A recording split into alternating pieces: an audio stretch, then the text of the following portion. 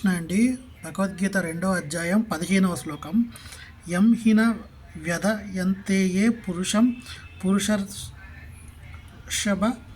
సమదుఃఖ సుఖం ధీరం సోమృతత్వా కల్పతే.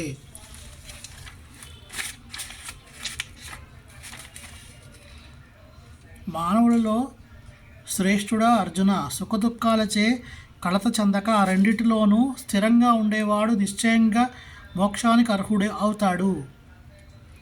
ఉన్నతమైన ఆధ్యాత్మిక అనుభూతి స్థితి పట్ల స్థిరశిష్టుడై ఉండి సుఖదుఖాలను తాకిడిని సమానంగా సహింపగలిగేవాడే మోక్షానికి అర్హుడు. వర్ణాశ్రమ విధానంలో 4వ ఆశ్రమ స్థితి అంటే సన్యాసము చాలా కష్టమైన స్థితి. కానీ జీవితాన్ని పరిపూర్ణం చేసుకోవడం పట్ల శ్రద్ధ కలవాడు ఎన్ని కష్టాలు కలిగినప్పటికీ తప్పకుండా సన్యాసాశ్రమం స్వీకరిస్తాడు.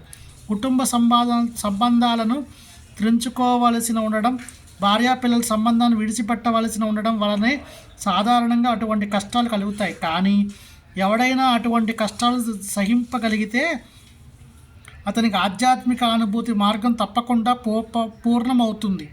అదేవిధంగా స్వీయ వంశీయులతో లేదా అటువంటి ప్రియమైన వారితో యుద్ధం చేయడం కష్టమైన క్షత్రియునిగా విధి నిర్వహణలో అర్జునుడు పట్టుదలతో ఉండాలని ఉపదేశించబడింది.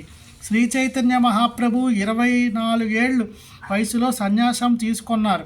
ఆయనపై ఆధారపడిన బట్టి భార్యకు తల్లికి వేరే పోషకులే లేరు. అయినా ఉన్నతమైన ప్రయోజనం కొరకు ఆయన సన్యాసం తీసుకుని ఉన్నత విధి నిర్వహణలో స్థిరంగా నిలిచారు. భవబంధం నుండి మోక్షాన్ని పొందడానికి అదే మార్గం. హరే కృష్ణ.